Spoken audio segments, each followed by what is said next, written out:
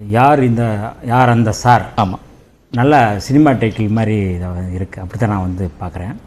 ஏன்னா இன்றைக்கி முக்கியமான கேள்வி இல்லை முக்கியமான கேள்வி. அதுக்குள்ள தான் நான் வரேன். நான் அவ்வளவு என்டர்டெயின்மெண்டா இருக்குது அண்ணன் இருக்குது. இப்படி இருங்க முதல்ல இது அவர் அண்ணன் அவர் பேசி முடிச்சோனே உங்கள்கிட்ட வரேன் சார். அவர் பேசி உயரமான விஷயத்தை எப்படியே சார் பேசுறாங்க. சினிமாவுக்கு வணக்கம் மக்களே. இதுக்கு முன்னாடி வந்து வன்னியரசு அவர்கள் பேசினது வந்து நீங்க கேட்டிருப்பீங்க.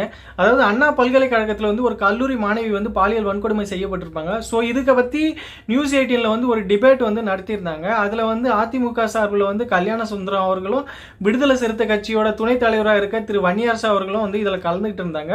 அதில் வந்து என்ன பேசினாங்க அப்படின்னு பார்த்தீங்கன்னா, இப்போ அண்ணா பல்கலைக்கழக இஷ்யூ பற்றி அதில் வந்து பேசிகிட்டு இருந்தாங்க.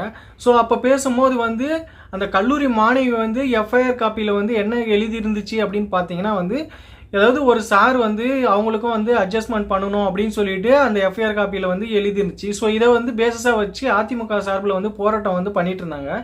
இதை வந்து அதிமுகவில் இருக்க கல்யாண சுந்தரம் அவர்கள் வந்து அன்னைக்கு அந்த டிபேட்டில் வந்து பேசிட்டு இருந்தாரு.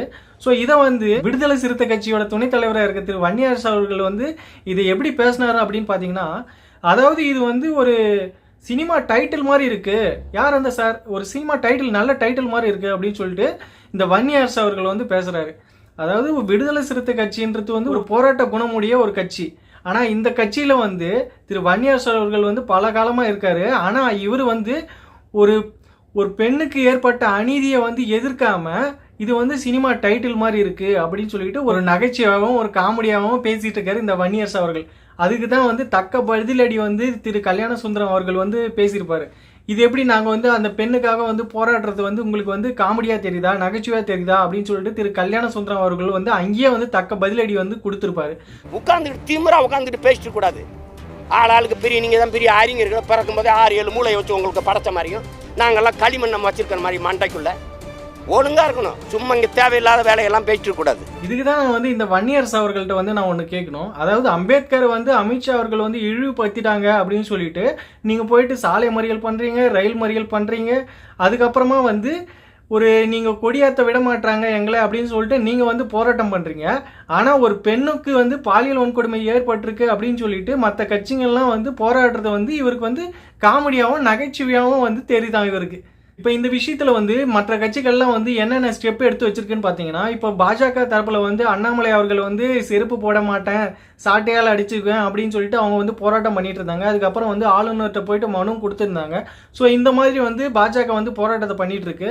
அதுக்கப்புறம் அதிமுக தரப்பில் வந்து யார் அந்த சார் அப்படின்னு சொல்லிட்டு அவங்க எல்லா இடத்துலையும் சோவரட்டி ஒட்டி போராட்டம் பண்ணிட்டு இருக்காங்க. மாலெல்லாம் போயிட்டு போராட்டம் பண்றாங்க பதாகை ஏந்தி. அதுக்கப்புறமா வந்து தமிழக வெற்றி கழகம் தளபதி விஜய் அவர்களின் சார்பா வந்து தன் கைப்பட வந்து ஒரு கடிதத்தை வந்து அவர் தமிழ்நாட்டு மக்களுக்கும் தமிழ்நாட்டு பெண்களுக்கும் வந்து தளபதி விஜய் அவர்கள் வந்து எழுதினாரு. அதுல வந்து என்ன குறிப்பிட்டிருந்தாரு அப்படின்னு பாத்தீங்கன்னா வந்து, இந்த மாதிரி அநீதிகளை வந்து நம்ம அதிகாரத்திட்ட போய் முறையிட்டோம்னா வந்து அவங்க வந்து எதுவுமே செயல்படுத்த மாட்டாங்க. ஸோ இதுக்கு வந்து என்ன தீர்வுன்னு பார்த்தீங்கன்னா 2026 நம்ம அதிகாரத்துக்கு வந்தால் தான் வந்து இதுக்கு தீர்வு கிடைக்கும் அப்படின்னு சொல்லிட்டு தளபதி விஜய் அவர்கள் வந்து சொல்லியிருப்பாரு.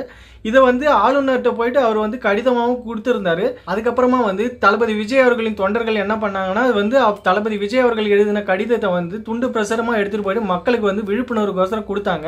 ஸோ அவங்கள வந்து அரெஸ்ட்டும் பண்ணிட்டாங்க. இதுக்கு முன்னாடி போராடின பாஜக அதிமுக எல்லாருமே அரெஸ்ட்டும் பண்ணிட்டாங்க. அரெஸ்ட் பண்ணி அதுக்கப்புறம் விடுதலையும் பண்ணிட்டாங்க. அதுக்கப்புறமா என்ன பண்ணாங்கன்னா வந்து பாட்டாளி மக்கள் கட்சியும் அதுக்கப்புறம் சீமான் அவர்களும் வந்து போராட்டம் பண்ணாங்க. சீமான் அவர்கள் வந்து போராட்டம் பண்ணுறதுக்கு போடும் போதே வந்து கைது பண்ணி அவர்களும் மண்டபத்தில் வந்து அடைச்சிட்டாங்க. அவர் போயிட்டு மண்டபத்தில் வந்து போராடினாரான்னு பார்த்தீங்கன்னா உள்ளே போயிட்டு மிமிக்ரி அதுக்கப்புறம் பாட்டு பாடுறது அது மாதிரி சொல்லிட்டு அவர் ஃபன் பண்ணிட்டு இருந்தார்.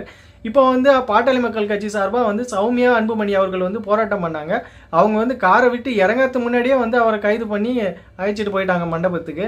இதே மாதிரி வந்து பல கட்சிகள் வந்து இந்த அண்ணா பல்கலைக்கழகத்தில் வந்து கல்லூரி மாணவிக்கு பாலியல் வன்கொடுமை ஏற்பட்டதுக்கு வந்து பல கட்சிகள் வந்து போராட்டம் பண்ணிட்டு இருக்காங்க.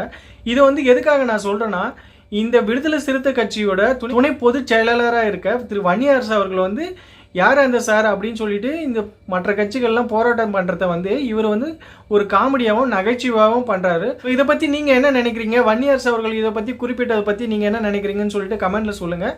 Bye friends.